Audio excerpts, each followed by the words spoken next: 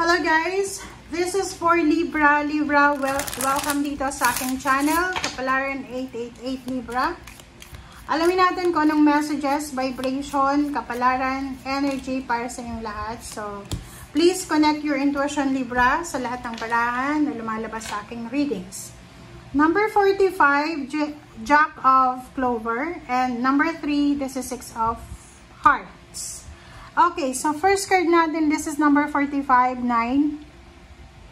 Dito sinasabi na posibleng makatanggap ka ng recognition, ng awards, ng rewards because of your hard work, because of your hard labor. Okay? And if you are a business person, Libra, posibleng ikaw ay makatanggap ng business success or new contract or big contract. Dito naman, sinasabi ng barahan na yun, successful din siya. So, double success ang posibleng matanggap mo. And sinasabi ng baraha sa'yo na isang prosperous and happy future ang naghihintay para sa'yo.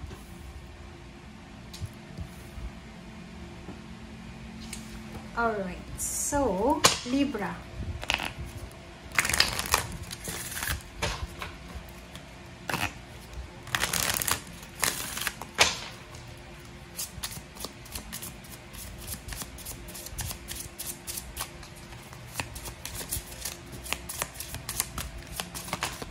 Alright.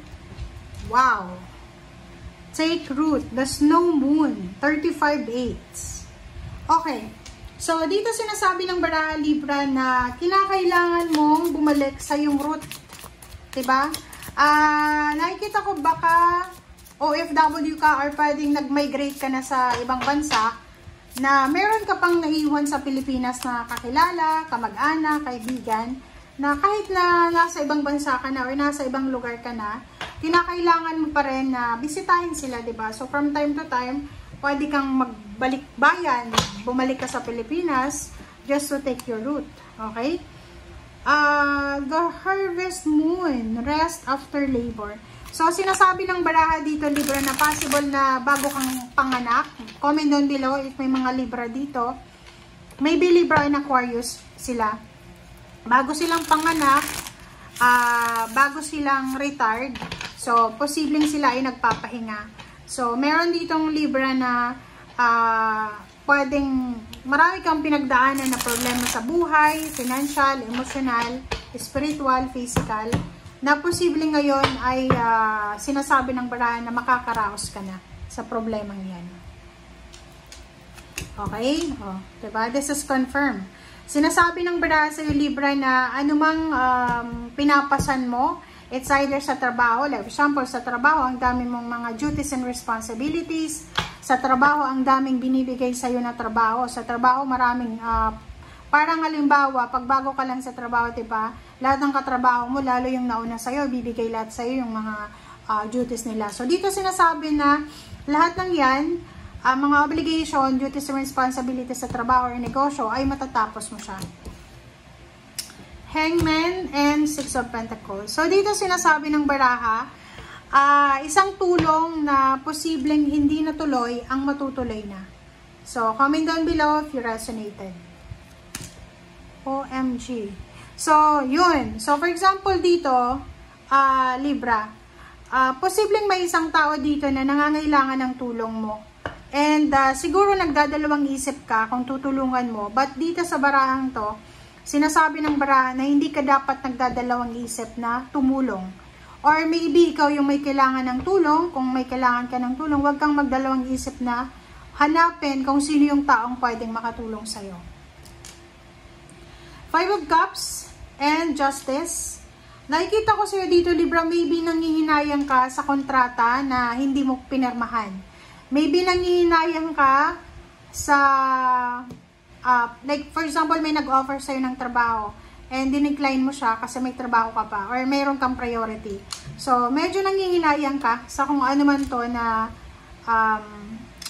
in-offer sa'yo na ngayon ay nangihinayang ka. So, Ten of Swords, Six of Cups. So, sinasabi ng baraha sa'yo dito na yun, may mga emotional pain and heartaches ka, Libra, na pinagdaanan sa iyong past.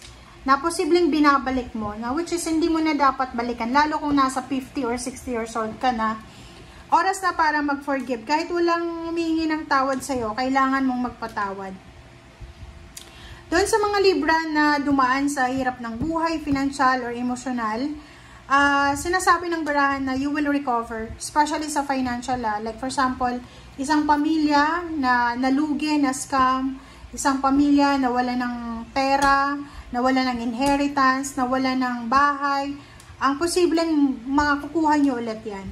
Hierophant, you will parang meet or receive unexpected help from someone na hindi mo naman kakilala.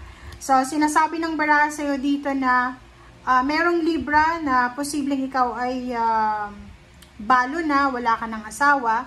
So, like for example dito, namatay yung asawa mo, tapos may iniwan pala siya na inheritance para sa'yo or lump sum of money. So, maybe this one, umiiyak ka, but in positive, meron kang pera na hawak because from him, di ba? Okay, 7 of Cups and High Priestess. So, sinasabi ng baraha sa'yo, doon sa mga Libra na maraming perang hawak sa ngayon, like, hindi nyo alam kung ano yung gagawin nyo sa pera, sinasabi ng baraha sa'yo na makinig ka sa sinasabi ng iyong intuition. Huwag mong sasayangin yung perang hawak mo. Like, halimbawa, limpak-limpak na sa labi yung hawak mo, nanalo ka sa loto, yun nga, nakatanggap ka ng inheritance or maybe from SSS or kung saan pa man na insurance company. Sinasabi ng baraha dito na pwede mong gamitin yan sa pag-i-invest. Tingnan mo dito, maraming investment na pwede kang magawa. Okay, 9 of Pentacles and 4 of Wands. Diba? So, nakikita ko sa'yo dito, posibleng yung Libra na to ay sobrang marami siyang pera. So, isa sa mga gagawin niya is magpapatayo siya ng malapalasyong bahay. King of Swords and 2 of Swords. So, nakikita ko sa'yo dito na hindi mo alam, Libra, yung direksyon na pupuntahan mo. Kumbaga, undecided ka, confused ka sa kung ano yung mangyayari sa'yo sa susunod na araw, buwan na taon. So, kung hindi ka sigurado, nandito yung Hermit. Sinasabi ng Hermit sa'yo na you need to calm yourself. And yung Hermit na to, sinasabi ng baraha sa'yo na pag-isipan, lahat ng desisyon, lahat ng plano sa buhay. And 8 of Swords, huwag kang matakot sa kung ano man na hamon ng buhay ang darating sa'yo sa future. Sinasabi ng 8 of Swords and 7 of Wands na lahat ng problema, lahat ng pagsubok, ay pwede mo yan na mapagtagumpayan. Okay? Kumapit ka lang. Okay guys, so thank you for watching.